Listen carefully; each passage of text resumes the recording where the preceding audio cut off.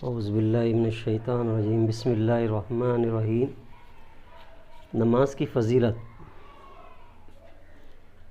بخاری اور مسلم کی حدیث۔ ابن عمر رضی اللہ تعالیٰ عنہما سے روایت ہے کہ رسول اکرم صلی اللہ علیہ وسلم نے ارشاد فرمایا، اسلام کی بنیاد 5 چیزوں پر ہے۔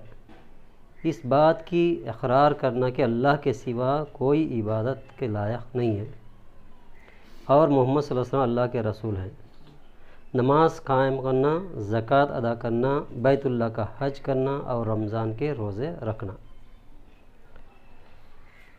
یعنی اسلام کی 5 بنیادی چیزیں ہیں۔ ایک کلمہ لا الہ الا اللہ محمد رسول اللہ۔ دوسرا جو ہے ترتیب کے لحاظ سے یہ حدیث ہے، نماز کو قائم کرنا اور زکوٰۃ ادا کرنا اور بیت اللہ کا حج کرنا، رمضان کے روزے رکھنا۔ عام آدمی کم سے کم کلمہ پڑھنے کے بعد نماز قائم کرنا، روزے رکھنا، بیت اللہ کا حج کرنا یا زکوٰۃ کرنا۔ حج اور زکوٰۃ دھن دولت والوں کے اوپر فرض ہے، عام آدمی کو کلمہ، نماز، روزہ۔ دوسری حدیث ہے عبر رضی اللہ عنہ سے روایت ہے کہ رسول اکرم صلی اللہ علیہ وسلم نے فرمایا، مجھے حکم دیا گیا کہ لوگوں سے لڑائی کرتا رہوں یہاں تک کہ وہ اس بات کا اقرار کر لیں کہ اللہ کے سوا کوئی معبود نہیں اور محمد صلی اللہ علیہ وسلم اللہ کے رسول ہیں، اور نماز قائم کریں اور زکوٰۃ ادا کریں۔ جب یہ کام کر لیں گے تو انہوں نے مجھ سے اپنا خون اور مال محفوظ کر لیے سوائے اسلام کے حقوق کے، اور ان کا حساب لینے والا اللہ تعالیٰ کے اوپر ہے۔ یعنی اس میں 3 باتوں کا ذکر آیا۔ یعنی اللہ کے نبی صلی اللہ علیہ وسلم فرماتے ہیں کہ جو لوگ بھی اسلامی دائرے کے اندر میں رہنے کے باوجود اگر کلمہ نہیں پڑھتے، نماز قائم نہیں کرتے اور زکوٰۃ ادا نہیں کرتے، ان سے جنگ کرنے کا حکم ہے۔ جہاں پر اسلامی حکومت ہونے کے باوجود اگر کوئی نہیں کرتے تو ان سے جنگ کرنے کا حق ہے، اور باقی جو حقوق ہے وہ اللہ تعالیٰ کے سپرد کر دیا گیا۔ تیسری حدیث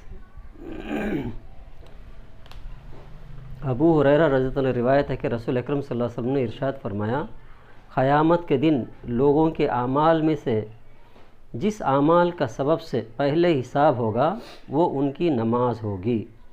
قیامت کے دن سب سے پہلے پوچھے جانے والے عمل کے لحاظ سے سوال جو ہے نماز کے بارے میں پوچھا جائے گا، اور رب جل اور فرشتوں سے فرمائے گا، حالانکہ پہلے ہی اللہ تعالیٰ خوب جاننے والا ہے، میرے بندے کی نماز دیکھو، کیا اس نے اس کو پورا کیا ہے یا اس میں کوئی کمی ہے؟ چنانچہ وہ کامل ہوگی تو پوری کی پوری لکھ دی جائے گی۔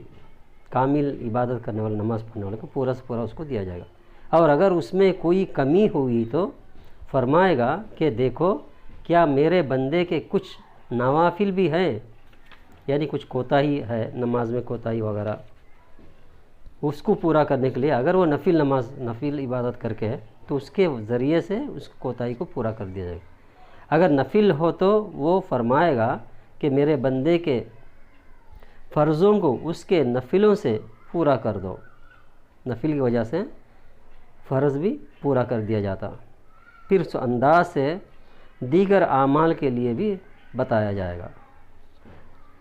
اور بھی کچھ نفلی عبادت ہے، نفلی اعمال ہے، اس کو بھی لے کے آ کے فرضوں میں تھوڑا بہت کوتاہی ہوگی تو اس کو پورا کر دیا جائے گا۔ تشریح: کلمہ توحید کے بعد اسلام کا دوسرا رکن نماز ہے، اور یہ اللہ تعالیٰ کے نزدیک اعمال میں سب سے افضل اور سب سے محبوب عبادت ہے۔ عبادتوں کے اندر میں اللہ تعالیٰ کو زیادہ پسندیدہ جو چیز ہے وہ عبادت نماز ہی ہے فرسٹ۔ رسول اکرم صلی اللہ علیہ وسلم نماز کو انسان کے خون اور مال کی حفاظت کا ضامن بتا دیا ہے۔ نماز پڑھنے والا کو اس سے نہ قتل کرے، اسے جنگ کرے، نہ اسے بلا برا کہے۔ اور قیامت کے دن بندوں کے اعمال میں سے سب سے پہلے نماز کے بارے میں ہی سوال کیا جائے گا۔ اگر انسان نماز میں کامیابی ہو گیا تو اسے نجات مل گئی، اور اگر خدا نہ خواستہ اس کی نماز اچھی نہیں رہی، نماز کے بارے میں سستی و کاہلی سے کام لیا، نماز نہیں پڑھی، تو وہ قیامت کے دن خسارہ اٹھانے والوں میں سے ہوگا، یعنی نمازی پر اس کی کامیابی اور ناکامی کا موقوف ہے۔ ایک مسلمان کامیابی ناکامیابی ہونے کے لیے سب سے پہلے کسوٹی کیا ہے؟ نماز۔ نماز قائم کرنا مسلمانوں کے خون کی حفاظت کا سبب ہے۔ نماز قائم کرے تو کوئی بھی مسلمان اس کو قتل نہیں کر سکتا۔ قیامت کے دن بندے سے سب سے پہلے بھی نماز کے بارے میں سوال کیا جائے گا، اس لیے نماز کی اہمیت ہے اسلام کے اندر میں دوسرا رکن ہے۔ اور صحابہ کرام کے اندر میں سب سے کبیرہ گناہ اس بات کو نہیں جانتے جس نے جان بوجھ کر نماز چھوڑ دی ہو۔ صحابہ کرام میں کیسا تھا عمل؟ اگر کوئی نماز نہیں پڑھتا تو بہت بڑا گناہ کرے جیسا انہوں سمجھتے، اسی لیے نماز کا بہت بڑی اہمیت ہے۔ اللہ تعالیٰ میں 5 وقت کی نماز ادا کرنے کی توفیق عطا فرمائے، آمین۔ وآخر دعوانا الحمدللہ رب العالمین، سبحانک اللہم و بحمدک، اشہد ان لا الہ الا